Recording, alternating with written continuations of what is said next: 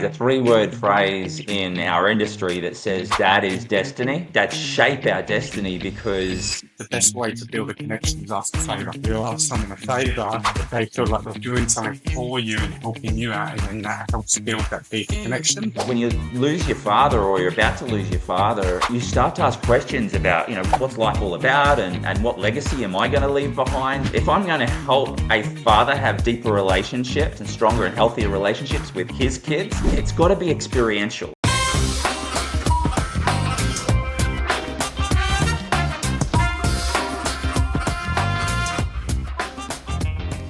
Welcome to another episode of Founders in Finance, where every episode we dig deep into the insights that shape financial success in Australia. We have the real conversations with business owners, investment experts, professionals, and everything in between to bring you the real world stories and insider insights to understand the financial world today. Whether you're a small business owner, an inspiring investor, or simply looking to strengthen your financial foundations, there's something here for you. I'm your host, Ross Pocock, co-founder of Sternlight Financial, and today I bring you Darren Lewis joint. He's the founder of Fathering Adventures, which is a deep, meaningful mission, one that's all about strengthening the most important relationship with our kids. And I thought it was important to bring Darren on as I've recently become a father for the first time. So let's jump in. How are you today, Darren? I am well. It's great to be chatting with you, Ross. And I'm glad you can join us. We did have a bit of technical issues prior, so I'm glad we got those fixed. What I would love to know, what made you start Foundering Fathers? Okay, so what I was trying to I was trying to work out where my place was in life. Here's the thing: is very early on, my own dad. What I've come to learn, which is ultimately why I started Fathering Adventures, was our dads shape us. There's a phrase, a three-word phrase in our industry that says dad is destiny, and that is destiny. That shape our destiny because it's the father who is meant to bestow identity upon us. And so, really, I saw I was disconnected from my dad. He lived in the home, so he was there. He was physically present, but he was absent in every other way. And I learnt 3 weeks before he died that. Had an understanding as to why.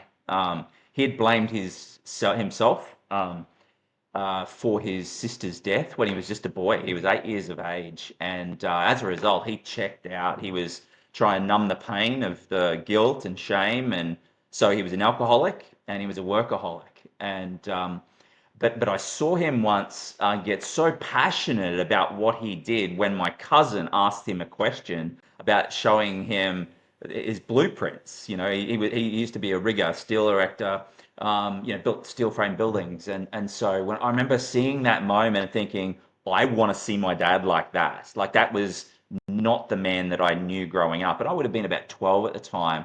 And so I ended up getting into the structural engineering industry. I realized probably didn't not until his funeral actually. I realized, oh my goodness, the reason why I'm in engineering it was for me to have a relationship with my dad.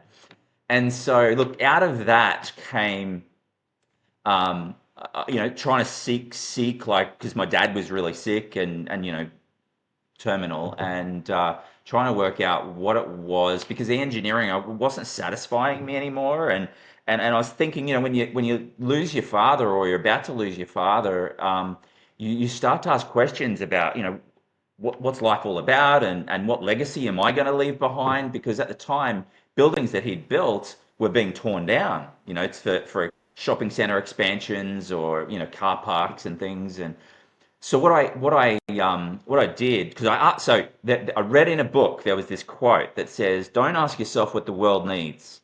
Ask yourself what makes you come alive, and go and do that because what the world needs is men who've come alive." So it was a book for men.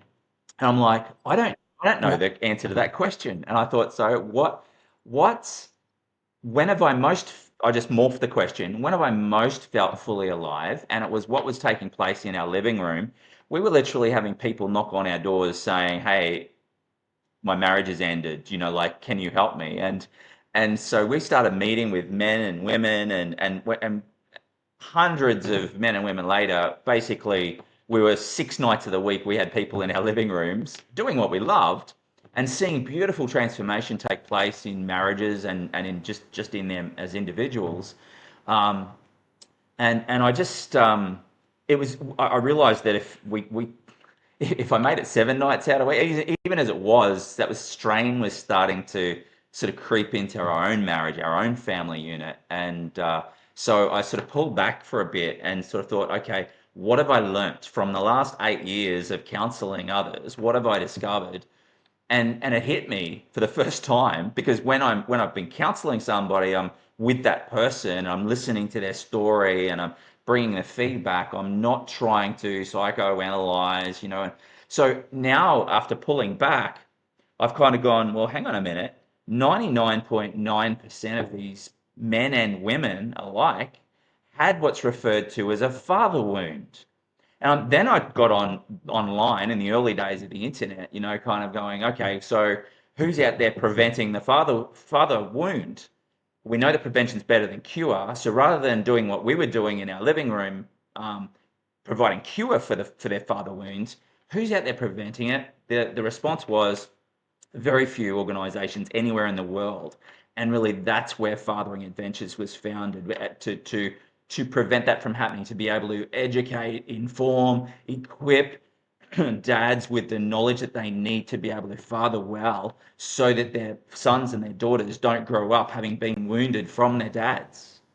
Yeah, no, that's unbelievable. And obviously, I'm sorry to hear about your father, but that's an unbelievable journey to get from where you were to from an engineering background all the way um, to what you do now. And it's quite interesting you talk about that. Like, I I have a close relationship with my father, but when I was in school, everyone's talking about, oh, what do you want to do? What do you want to do? And I had no idea personally.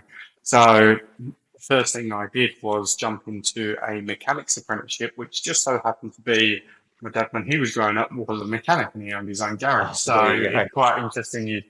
You talk about that and how much we try to imitate our fathers as a way to build that connection. Yeah. So um, what stood out to me, and I'd love to know what sort of kind of power this gives yourself, but like I looked through your Google reviews and they're incredible, and you can see that you really touch a lot of these parents taking their kids out and stuff. And I also found it very impressive that you had replied to all of them, and it's not a small number of reviews. There's over 150 5-star reviews on there, and you've managed to reply to them all.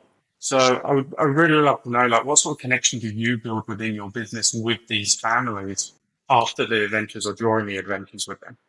Yeah, look, uh, what I when I first started, so when I last spoke, I left at a conversation with, started listening to you, then respond, and what I'd said was that,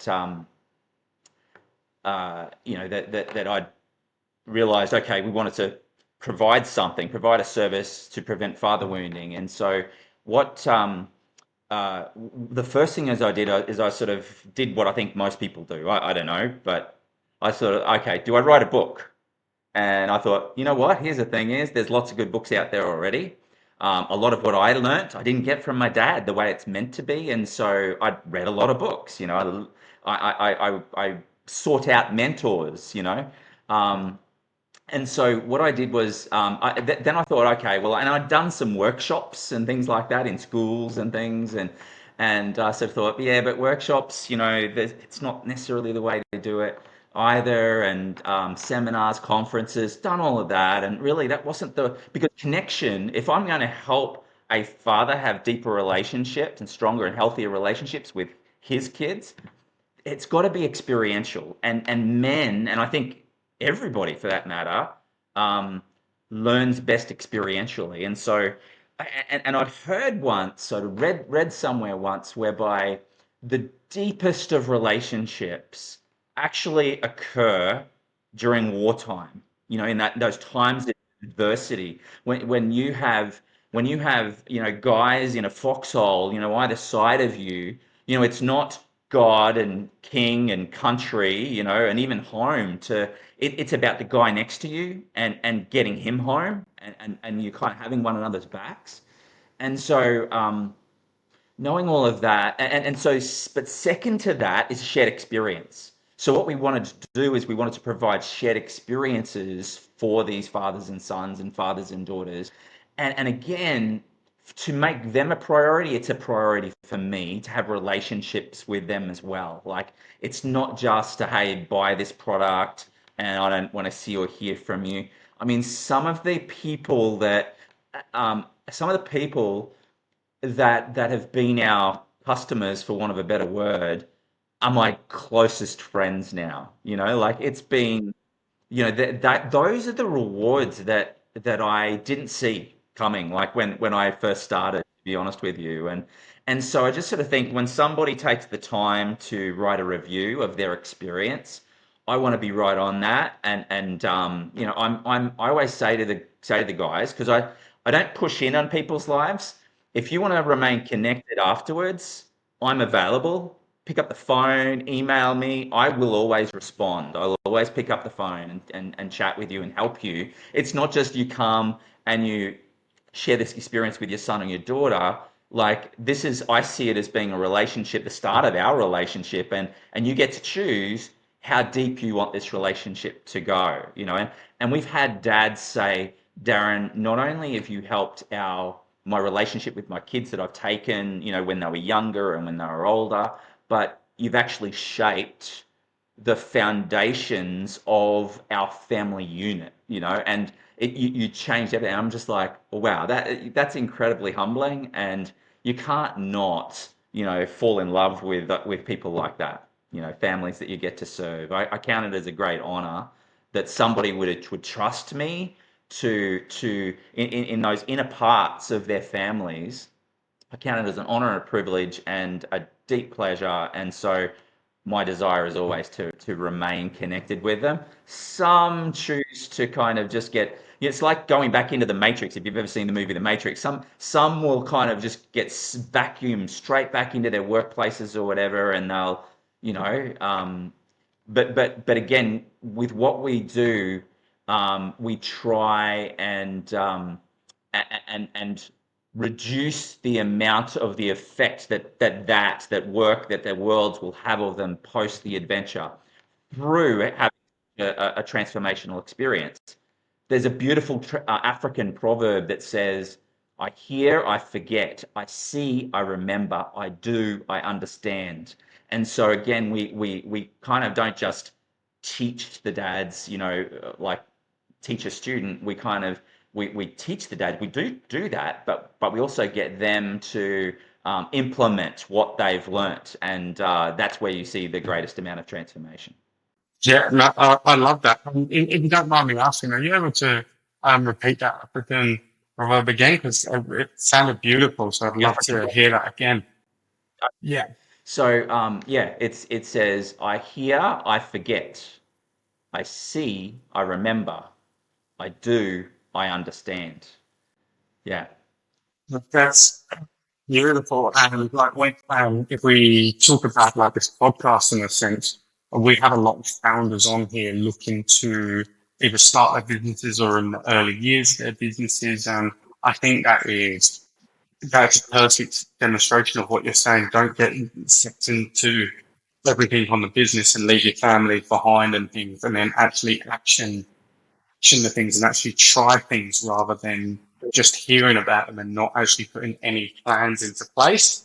And then even going right back to what you said at the start in terms of actually being in the trenches with people, and that's how you build those connections.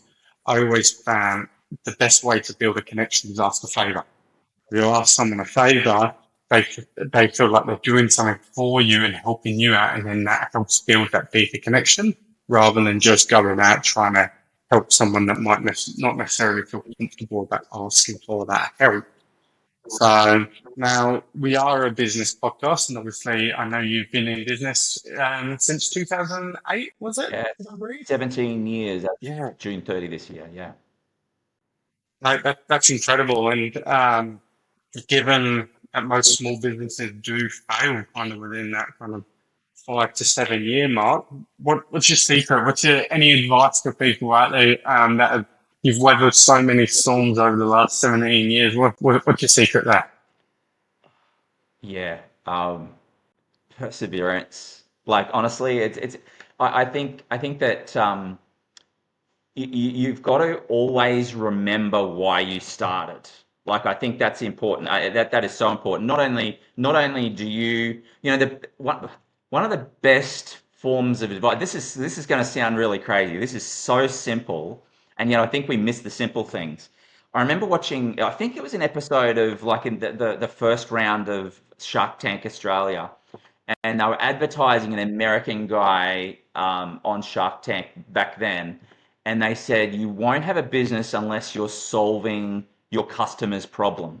And it was literally like that shark that day, that evening, had gotten a bucket of water and threw it over me. Because the reality is our website had us had us saving our nation, saving the world, and yet it wasn't going to be the Australian government or the US government that was going to be hiring me. And so I needed to be able to go, okay, so from the people that I'm trying to help, what problem am I trying to solve for them? So we kind of need to be aware of the problem that we're solving, and we need to be communicating that to others, to our potential customers.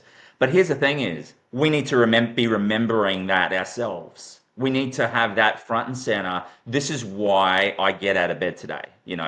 And so I think you've got to have that, and you've got to know the stakes. You've got to know that if this ends, if this fails, then I'm not going to be able to do what I believe that I should be doing. And look, I'll be totally honest with you. Um, my business model is not a good business model. I'm so the reality is that people would see what I do as being, well, that'd be a nice thing to do, but like, hey, I've got to put food on the table, I've got to keep a roof over it, and that's all true. Um, we don't make a lot of money, and so it's kind of easy for me to say in that sense of well, hang in there, persevere, remember why you're getting out of bed and why you do what you do. I think too, though, and I don't know, I was thinking about this before our conversation. I don't know whether this has come out of my own healing, um, Yeah. but here's the thing. Um, I I believe I believe that too many men, especially, again, that their identities are formed in and around what they do. And so, from my perspective, and like I say, probably from a somewhat healed perspective now, I can honestly say that if I were to fail in business, if my business was to fail, I wouldn't see myself as a failure. From my perspective, I think Yeah. I've given it a red hot crack. I gave it all that I can. Everything that I had, I gave. And if it didn't work, I could kind of go, okay, well, I'm happy with what I've done, and I'm happy with, like you pointed out, 150 plus, but it's been thousands now, thousands of families. It's only been the last couple of years that we've had a Google business profile, so it's only been so thousands of families. The effect, the impact that we've been able to have on those families is enough of a reward for me. And but here's hoping. One of my favorite things is when kids, like teenagers, come up to me after our adventures and they say, Darren, I hope you're still around, when I have a child my age, and I kind of do the math. I don't need to do the math anymore because it's happened so many times. But I kind of, my response always was, well, of course, where else am I going to be? And now I do the math and I go, 25 years, I'm going to be 70, like I hope that I'm still doing this at 70 years of age. Yeah. So actually, geez, Right. in 25 years, I'm actually 80. So I'm 55 now. So yeah, it's getting a lot harder to kind of say, yeah, look, I'll be here. Then, but that's certainly my desire. This is a lifelong, for me, it's a lifelong calling rather than a business. I think it's a testament of why you're still around 17 years since starting, because you can tell how passionate you are about it, and and let's say there might not be huge money in it, but you can see the drive it gives you. Yeah. And I've got a little one. She's only 16 weeks old, and I definitely hope that you guys are still around by the time she gets a bit older, because I'd love to bring her along on one of your adventures. Because and what drew me in was just the responses you were getting from clients, and just you could just tell how much it changed their mindset around life and relationships with kids and partners and everything. So, yeah, it's incredible. And you can definitely tell you're touching on things with um, life. And I think what you mentioned there in terms of if this business was not successful, and I think this is probably a bit to do with our society now in terms of throw away things so quickly, is what defines success. People assume that success is just it doesn't end or anything like that, but you can be in a relationship with a partner for 3 or 4 years.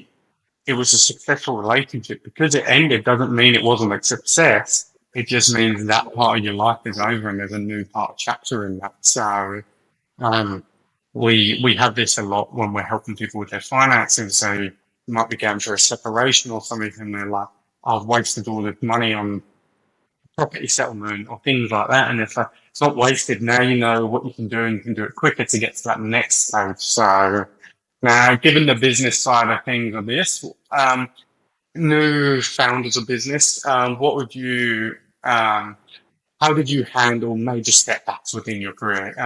And if you can give an example of a major step, would be appreciated if you can remember one, but how do you deal with those? Yeah, no, I do remember one because it was big. Uh, it was big. So in 2017, I had early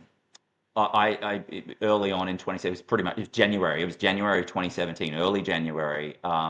My back, like I woke up with immense pain in my back, and went and saw all of the doctors, and had all kinds of treatments, everything that was available I did, and so just in immense pain. And I honestly, I'm somebody who lives with pain. I have a chronic illness, and I live with pain. But this was, I think when, like, I would have been for at least 6 of that 8 months, I would have said that I experienced the most amount of pain that I'd ever experienced. It was probably I would have said an 8, but I've never experienced anything higher, and that's why I say it's an 8. Um, I couldn't sleep. The only way I could sleep was literally by not sleeping for days at a time. And then I would fall asleep by exhaustion. I could only fall asleep sleeping on the couch with one leg elevated. I was in so much pain, and what that pain did for me. I mean, I thought I was going crazy. My wife, I remember one time my wife walks into the bedroom where I've kind of just thrown myself on the bed and just in frustration rolling around, and not crying as such, but kind of like crying out, and she, honey, I'll make you anything for dinner, anything you want. Like, what would you like for dinner? And I was trying to think about what I wanted for dinner, and I was just rolling around, and I was like, I can't answer that question, such a simple question, and I couldn't provide an answer for it. Um, so how did that come in and around with the business side of things? Well, here's the thing: is when you're in that much pain, and it can be relational pain, it can be any kind of pain, right? Not just physical pain. I took my eyes so I was still running the business. Oh, it was terrible. Like, I would go out on adventures, and I was flat out standing, but I couldn't sit either. Um, so it was painful, I think, for the people that came on our adventures at the time. Um, as well, obviously they had a lot of empathy for me as best that they could muster. but yeah, what I did was I took my eyes off the instrumentation panel, off the dashboard, right? As a business owner, you've got to be looking at all of these, metrics, and I wasn't. I was just simply existing, and so we were taking registrations and all of that, and we were, organizing, planning all of the adventures themselves, and then we would have people turn up, and I'd show up and be there, be present, and but because I'd taken my eyes off the dashboard, what I came to realize is we were only half filling our adventures. And as a result, we weren't satisfying our venue's minimum number requirements. And so we were actually losing Yeah. money, like to the point where and so now this is what, 9 years into business. And so I had to sit down with my wife and I just said, honey, I need to share something with you. This is post my back being healed. So now I have to sit down with my wife going, honey, I need to share something with you. We've got like $2 in our bank account. Like we're in real trouble. And she was compassionate, and she just said, honey, like just the reality of the thing, we can't do another 10 years like the last 10 years. And I said, I know, I know. And so we agreed in that moment to satisfy the dates that we'd put on the website for 2018, but then to close our doors. And then here's the other thing, what ended up happening was one of our customers who became a dear friend phoned me up. And it's kind of like not that I asked him a favor, um, but he basically said to me, he said, Darren, he said, how are you? And one of the things that I'm good at is being myself. I think we wear Yeah. masks and project images to sort of present ourselves as something. Oh, I'm successful, and but the reality is, I'm that for me, what you see is what you get. Like, um, and so when he said, "How are you?" I go, "Oh, I'm doing okay." So I probably was lying a little. I wasn't doing well, but I also wasn't like my genuine self of like, hey, no, actually, life is good. Like I wasn't lying. And he goes, oh, just okay. Like that doesn't sound like you, Darren. Like what's going on? And I said, well, look, I've just had to have a conversation with Melissa, and it wasn't a good one, and we're wrapping up, Fathering Adventures next year, and he goes, leave it with me. I'll get back to you. So he gets off the phone and he rallies a bunch of guys that he knew that had been on fathering adventures.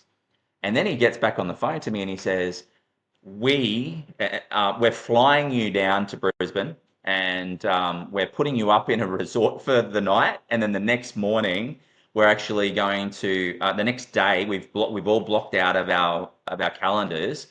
We're going to be strategic. We're going to be, have this brainstorming day of how, because the reality is, Fathering Adventures is that good that that we're not letting it die like that. We're not letting it close its doors. And so for me was just like, oh my goodness, like I had, and I think a lot of us do this. A lot of us men do this. Um, it's I've got a problem. I've got to sort it out myself. And I think that actually being able to let other people in. See, I had this that unwritten vow that I'd lived out of that I wasn't even aware of until around about that time. Probably a little earlier. And so now all of a sudden, now that I became aware of it, so that vow was it's all up to me. I'm on my own. And now all of a sudden I accepted their goodness. I accepted their generosity. My wife and I flew down. Their wives, so there were like five guys, five wives and my wife went out, took her out, blessed her beyond measure, took her out to IKEA. So I mean, my Yeah. wife, we don't have an IKEA where I live. So they took her out to IKEA for the day, and they said, now get what you want, and then basically they said, hey, whatever you've got in the trolley there, we're paying for. And I'm like, she was blown away. And just these men, these five men, I think from memory, they were all in business themselves, and we all Yeah. just stayed in this room all day and just nutted out a plan moving forward, and some of the things we were going to change, and what role that they were, and really out of that they became our board of advisors. So just really, really grateful for those guys, and really, really grateful that I guess I had the courage to say, you know what, things aren't okay, and you know what, really, you want to help, we'll accept that. And those men knew that if they were in trouble, I would have helped them as well. So I think it's give and take, and yeah, but and probably one last thing, Ross, is that uh, I also have a faith, and I wasn't born with a faith. I wasn't brought up with a faith, but I guess when I became 25 years of age, and you start to ask those bigger questions, what was the meaning of life? What's this all about? What happens? Where do I go with it when I die? All that sort of stuff, and so I began to grow into a faith. Some and as a result, here's the thing is that it's not about me, and there's something bigger than me, and so I can kind of like cast my burdens. So sharing your burdens with God, if you believe in God, sharing your burdens with your wife, your spouse, sharing your burdens with your friends, your customers. I mean, all of those things are really helpful. Yeah. Yeah, that's an incredible story to be on the brink of um, being done with it to then still being around 8 years later. That's well done. Hopefully the audience are inspired by that, especially anyone that is struggling within their businesses. That's pretty incredible. And with the 8 guys that help today, do they still have involvement within the business now, or are they kind of step back into their own businesses? I'm assuming you would still kind of catch up with them. Yeah, yeah, yeah. No, uh, they're amazing, amazing men. I mean, some of those guys actually. I mean, we're a business, so we're not a not for profit, and so we don't have. Even if we were a not for profit, we make less money than not for profits, by the way. But even if we were a not for profit, the Australian Taxation Office closed all the loopholes. We actually did a big investigation about this. Um, and so we weren't able to get deductible gift recipient status. Um, at least two of those guys financially support fathering adventures. Like they help to, they know that there are some people who can't afford to come, and so they provide sponsorship funds for others to be able to draw upon, for us to be able to say, hey, listen, sure, if finances is a genuine issue, then we want to be able to help you to come along, and due to the generosity of others. So yeah, they are still kept up to date. I regularly communicate with them. They receive. I send all of the feedback we get to them. From the event, they're an invested, very, very much invested. Part of who we are as a team, and I count them as team members. Really. Um, Yeah. yeah. Well, that's beautiful that they've still kept within the company there. That's amazing. Um, Now, before we wrap things up here, we always like to give you an opportunity to plug whatever's happening with yourself within the business or any other businesses that you'd like to plug. So, yeah, the stage is all yours if you want to give the business a plug. Yeah, so look, here's the thing is that you're a business owner. Most of the people that are going to be listening, watching this podcast are business owners, and so we know full well that our lives are full of distractions and interruptions, and um, and those distractions and interactions, I mean, they're multiple times a day, every day, and so those affect the quality of our relationships. They affect the quality of relationships with everybody, really, with our customers even, but certainly with the relationships that matter most, our wives, our spouses, our children, and really, again, that's the kind of um, problem that we solve. So we take, it doesn't matter what quality of relationship that a father has with his son or his daughter, and the two age groups are sort of 7 to 13 and 13 years and over, and uh, we take those relationships and we take them from good to great or from poor to good, like wherever they are, we take them someplace better. They end up being stronger and healthier. And, through so many forms. Again, we provide experiential equipping for the fathers, for the younger age group, the younger sons and the younger daughters, that 7 to 13 age range. For the older age group, we provide equipping for the sons and the daughters as well as the dads, because that age group, those sort of adolescent, early 20s sort of years, that age group is really where a boy begins to transition towards young adulthood, or a girl begins to. And so what does that mean? Like, and that's a really important question for us, for each other, for ourselves to ask ourselves, because here's the thing is when you were going through adolescence, like, okay, you had, and it sounds like you had a great dad, so wonderful about that. And so you had a role model. Most men don't, and most women don't. um, uh, and so, you had that, and so that's somewhat helpful.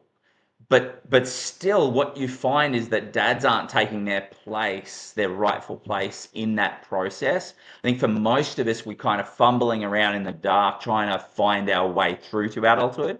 Whereas actually, dads play a really big role in that. Dads are our guides.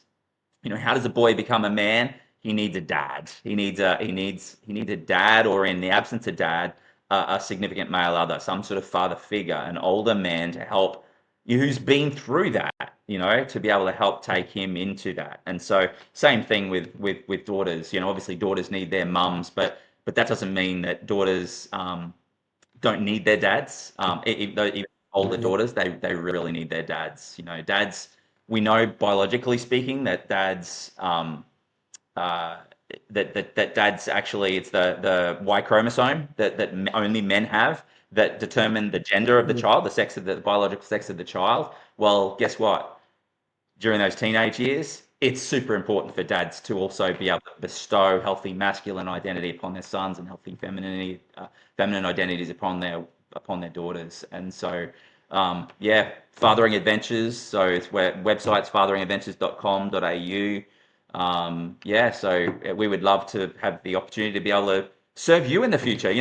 Here's the thing: is that I love that. I love that you're a new dad, and that you're hungry and thirsty, and you wanna be the best dad you can be. And one of my great joys now is, having been around long enough, is I actually get to.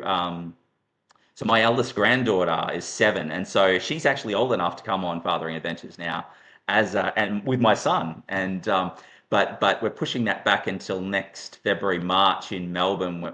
My son's going to fly down with my eldest granddaughter, and they're going to take part in our guided fathering girls father and daughter camp in Melbourne. And I'm really looking forward to that. Just sort of seeing the next generation come up through, because when we first started, he was 13 years of age, and so now he's 30. And yeah, so seeing the next generation come up through is, I think, really exciting for me as a founder, as a father, and as a grandfather. So really looking forward to that. No, that's amazing. That's a great thing. And you talk about the lessons from the important years. I know from my own backstory, I was moved to the other side of the world when I was 14. So taken out of school and everything from the UK and brought to Australia, not knowing anyone in Australia other than my family. And I know for myself, those years, I very much resented family for doing that for a period of time there, and that had major effects on me as an adult in especially early years, until I actually went and seeked out help from someone to work through those moments. So, I like you say, those age ranges that you help people, they are very important in that development. So I appreciate you bringing that to attention. I think it's a great opportunity for people to come to your business there. So I do really appreciate you coming on today, Darren. For everyone listening, don't forget to like and subscribe to Founders in Finance. We started this podcast to help individuals, as well as help business owners build their brand out there.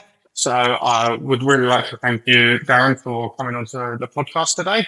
And I look forward to actually joining me on one of the adventures when my daughter's a bit older. So I appreciate your time today. Thank you for having me. It's a pleasure, and hopefully, if there's something that somebody can take away, whether they ever come to Fathering Adventures or not, we would then it was worth it. It was worth our conversation. But it was great to finally have a conversation with you, and I loved hearing your story. And I think we could chat all day, really. Even just the things that you've shared, like that.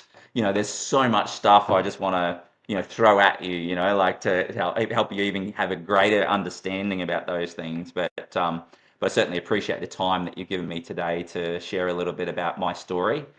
So thank you for doing what you do, and wish you all the very best for the future. And yeah, business owners, founders, you know, remain connected. There's such a here's the thing is, as business owners and founders, like we're able to strengthen one another. We don't have to do it on our own. In fact, we shouldn't do it on our own. You just have to look up in the sky and you see ducks or geese fly. They fly in a V formation, and the reason why they do that, they don't fly as single birds, and the reason why they do that is they fly 30% faster and 30% further. So as a group, as a community, to actually be a part, an active part in that community is really rich and really helps you in business and you Yeah. personally. We're kind of there to help lift one another up. So yeah, get involved and stay involved. Community. So it can be well said. And I'll definitely be reaching out to get you on again, and we can definitely talk further into it. So appreciate your time, Darren. All the best. Have a good day. Thanks, guys. Thanks, Ross.